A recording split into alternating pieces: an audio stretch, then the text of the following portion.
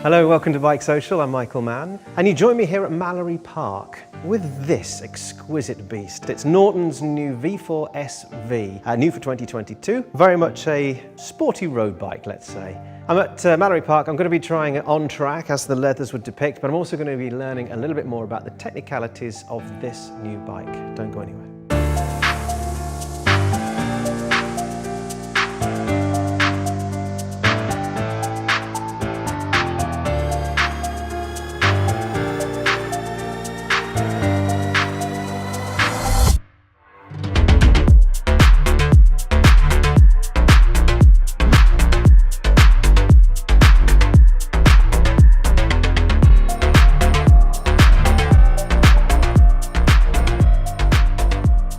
James, thank you for joining me. Thanks for taking the time.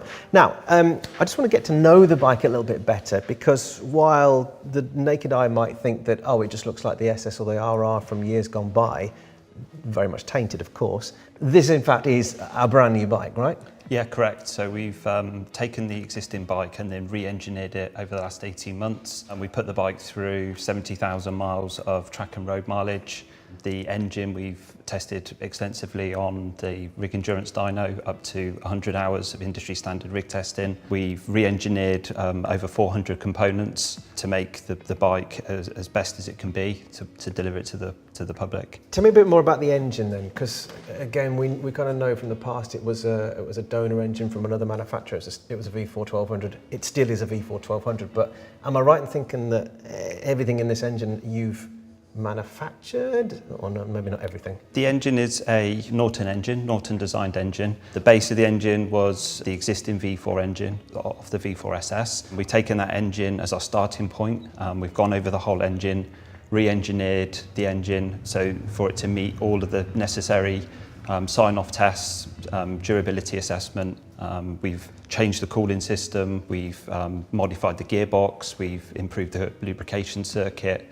And that sum total of all those engineering activities has led to pretty well every component's been looked at and improved and addressed, put back together, signed off all our validation testing, so that we're now ready, confident in this bike we can put to the public. I learned from my previous visit to your new headquarters, that it's immaculately clean and beautifully fitted out with some real high-end components. And it gave me, I'm not even a customer of course, but it gave me the sense of this new version of Norton, it really cares, and it's going to extremes to excel in terms of its brand quality, but also its goods. James, can we go through some of the bullet points then on the bike itself? So let's start with price, shall we? How much is one of these going to cost me? It's £44,000. There are two colourway options. So the current one is a silver Manx, the one we can see with red wheels. And then there's a carbon version, which has carbon wheels. Okay. And they're identical in every other way, I assume. Power-wise, what are we talking in terms of out-and-out horsepower? So it's got 185 horsepower at 12,000 RPM. It has 125 newton meters of torque at 10,000 RPM. Plenty of go in that case.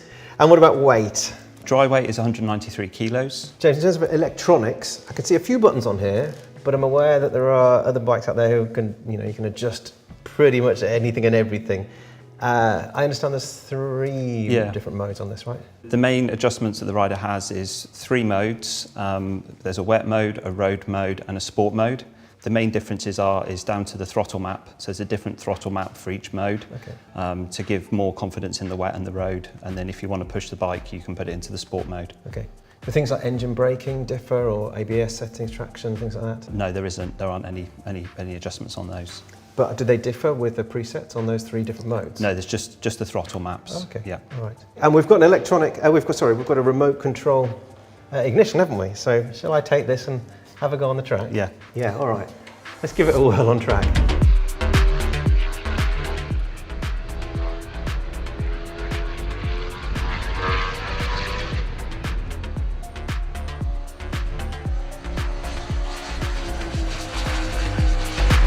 Wow, how about that? What a noise, incredible, isn't it? I mean, I know what a V4 sounds like, but when you get 1200 V4 and this sort of exhaust run, and it just sounds spectacular. I think because we're in kind of an enclosed circuit as well, it enhances that noise. This is very much a preview of the bike. Norton are very, very keen to position it as a road-going sports bike. They want to focus on its road abilities, but giving us the opportunity to come down here to Mallory Park to ride around with, no oncoming traffic or any kind of road hazards has given us the benefit or the opportunity to really explore the bike's brake, suspension, comfort, obviously the engine characteristics, and even the ride modes as well. We've had a chance to run through each of those modes. And very notable it is too, I spent most of the time in road mode and sport mode. So that track mode, sport mode, it's got a much faster get up and go. It's really it's a very alert at low down revs, which you do get at this Mallory Park circuit. There's obviously the very, very tight hairpin. There's a couple of very tight chicanes as well, which gives you a good opportunity to really understand how quick the throttle action is and how smooth it is as well. So as you're coming out of those corners, it's really quite alert. There's no lag. There's certainly a lot less lag in that sort of sport mode, but it's effective. And of course, being a V4, you've got a great deal of torque in the middle there. I can't remember what James said, 125 newtons, I think it was the torque figure. But it's great and it's booming and it makes you feel just that sensation of that V4. When the electric era comes and takes over in 10, 20, 50 years, whatever it is, this is the type of thing we're really going to miss. But in terms of its componentry, we know because we've seen from the film we did at the back end of last year when we explored around the Solihull headquarters and we saw how beautiful the setting is there and how many sort of high-end components they've got from their engineering perspective. And it was almost like they were given a blank check from TVS, the owners, who bought Norton, 2 years ago now, to go and buy whatever it took to make sure that the Norton brand came out of where it was 2.5 years ago. And that brings me to the point that this thing is £44,000. You can kind of just about in a way that there aren't going to be many of them. You're not going to be pulling up to the lights on your way to the local Tesco and see another one pull up too. They are going to be in a very limited run. There's no defined number of how many bikes will be produced. There'll be a number of bikes produced for the amount of customers there are, and that starts with honouring those who had the previous versions and also those who had put down a deposit for those previous versions. And what you get when you sit on the bike is just that sense of awe. It's a beautifully finished thing.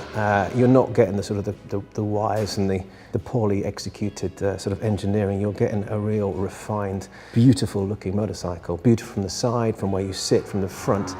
It's quite something. So from an electronics and a rider aid perspective, you're not baffled with an incredible array of options of wheelie control and slide control and all of these different controls that you perhaps get on some other manufacturers. And that might be your bag if you want to be in control of all of those different elements. Here you get 3 settings. You get your 3 rider modes, and each one has got its own preset modes, as we heard earlier from James. And that, I think, is a good thing because it makes it, you're then concentrating on the real heartbeat of this thing.